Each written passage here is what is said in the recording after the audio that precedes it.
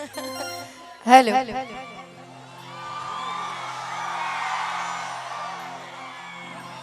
ये ऊर्जा, ये उत्साह देख के तो मन खुश हो जाता है ना। इंसान दुनिया के किसी कोने में रहे, आप सभी का प्यार पाने वो कहीं ना कहीं से आप सभी के बीच में आ ही जाता है। तो सबसे पहले तो राणा भैया, आपने इतना अच्छा मेरा तारीफ किया जिसकी मैं काबिल भी नहीं हूँ। और सबसे बड़ी बात, मैं यहाँ पे आपको रोकूंगी कि मैं बिहार नहीं, मैं उत्तर प्रदेश गोरखपुर की बेटी हूँ और काफ़ी प्यार मिलता है मुझे। सारे यूपी बिहार झारखंड में कहीं भी जाऊं मुझे बड़ा प्यार लोग करते हैं। और गोरखपुर, अरे क्या हो गया भाई, कौन सा माइक है? हेलो, ये सीटी बजाने से पहले ये सोच लेना कि इन्होंने कहा कि गोरखपुर की रहने वाली है ना। तो ताली बजाओ जोरदार, एक जोरदार ताली बजाइए, जोरदार ताली बजाइए। शाबाश।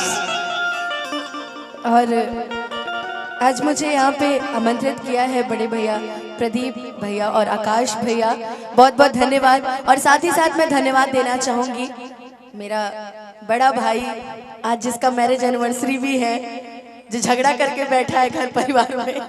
क्या करे, कलाकार है, हर चीज़ के लिए टाइम नहीं मिल पाता। लेकिन मेरी बड़ी प्यारी भाभी, आज मेरे मोहन राठौर भैया की एनिवर्सरी भी है और मेरा बड़ा भाई है, मुझे बहुत मानते हैं। और मेरा चाचा कृष्ण, सॉरी भैया, भैया ना मंच पे, कृष्णा भैया बहुत प्यार करते, बहुत मानते हैं हम सभी को, महिपाल भैया की पूरी टीम।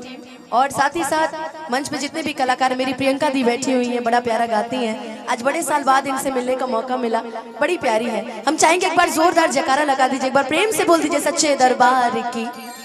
और इसके बाद चलेंगे, तब गाएंगे हो हमरा प्यार के बदला में बोला का दिल बड़ू हो। इस गाने, ये आप सबसे ये गाना जुड़ा हुआ है, जितने लोगों का दिल टूटा है सबसे ये गाना जुड़ा हुआ है, इसलिए भी आप लोग बहुत पसंद करते हैं। डी लगा दीजिए, डी। आप लोग का भी दिल टूटा है कि नहीं? सभी का? अच्छा, कहीं दिल में कितना बार टूटी। नहीं तो वही है ना, एक के गो दिल मंगवाइयो हजारे बार, तो एगो दिल 10 बार तो टूटी, जबले टूटी ना तबले कैसे काम होई।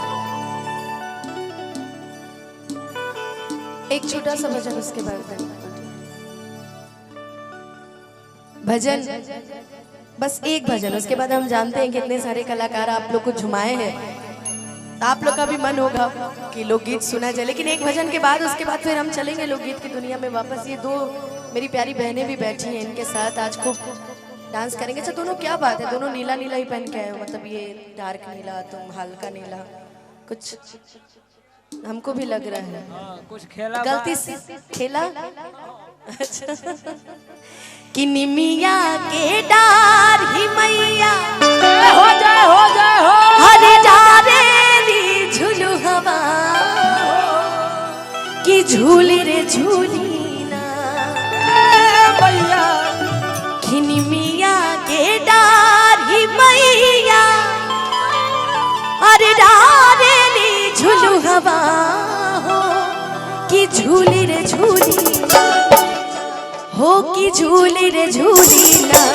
और हम चाहेंगे कम से कम लोकगीत में ना सही, भजन में तो कम से कम ताली बजनी चाहिए यार, एक बार, है ना। एक बार जरा दोनों हाथ पूरा पूरा उठा के, आगे हमारी जितनी माताएं बहनें भी बैठी हैं, एक बार दोनों हाथ पूरा पूरा उठा के। कितने कंजूस है यार, देखो इधर नजर नहीं जा रही तो कोई उठा ही नहीं रहा हाथी दोनों ना। एक बार दोनों हाथ उठाओ यार, चारों तरफ से उठाओ यार, एकदम यूपी की गड़गड़ाहट होनी चाहिए एकदम। कि मैया मोरी गावेली बिटिया हो, कि झूली रे झूली ना, कि मैया मोरी गावेली बिटिया हो, कि झूली रे झूली ना।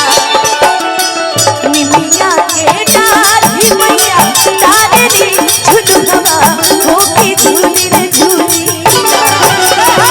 निमिया के डार ही मैया डारेली झुलुआ हो, कि झूली रे झूली हो, कि झूली रे झूली।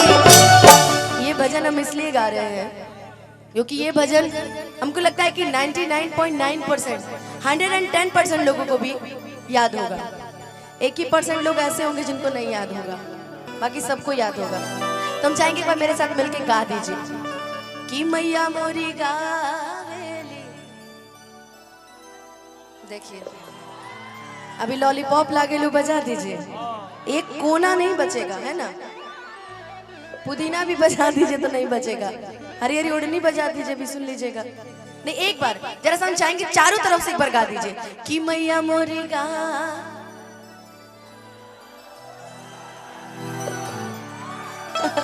अच्छा ये जरा दोनों हाथ उठाकर ताली बजा के कि मैया मोरी गावेली पिया होगी झूली रे झूली ना, मैया मोरी गावेली पिया होगी झूली रे झूली ना।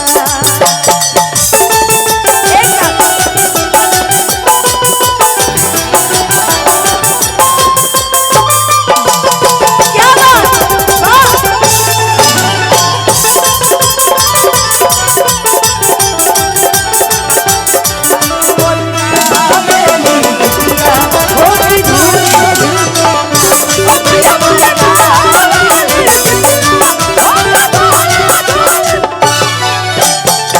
झूलते झूलात मैया के लागली पियसिया होकी चल रे दिहली। झूलते झूलात मैया के लागली पियसिया होकी चल रे दिहली, होकी चल रे दिहली। अच्छा ये एलईडी वॉल यहाँ कौन लगवाया है? हाँ बड़ी डिस्टर्ब हो रहा है, बार बार हम अपने आप को देख रहे हैं। सही बड़ा डिस्टर्ब हो रहा है, हम अपने आप को ही बार बार देख रहे हैं, है ना, लेकिन अच्छा लग रहा है। अच्छा लेडी के पीछे भी लोग हैं, वाह। कि झूलते झूलात मैया के जय हो अरे लागली पियसिया कि चली रे दिहलीना। ये भाव हो। अच्छा ये जितने वीआईपी वाले हैं एकदम कसम खा के आए हैं कि ना हम हाथ उठाएंगे ना ताली बजाएंगे, बस जो गाएगा वाह। अच्छा ये मोहन भैया आए इसलिए हल्ला हो रहा था कि मेरे लिए हो रहा था? मोहन भैया मेरे लिए हो रहा था, जरा उठाओ दोनों हाथ और मिलके माला हो रिया दुअरिया मैया चली रे दिहलीना। माला हो रिया दुअरिया मैया चली रे दिहलीना।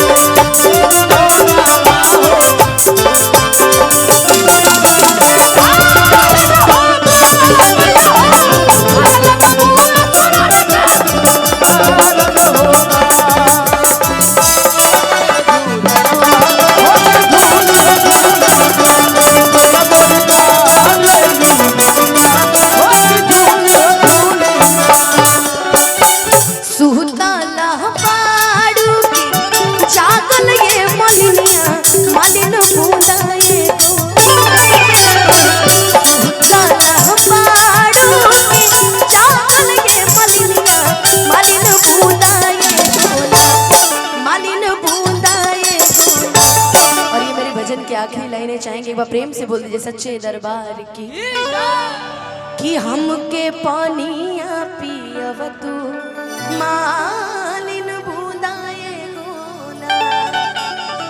और आइए दोनों हाथ उठा के और आखिरी में कहना है कि मैया मोरी गावेली पिया होगी झूली रे झूली ना। मैया मोरी गावेली होगी झूली रे झूली ना। मैया मोरी गावेली।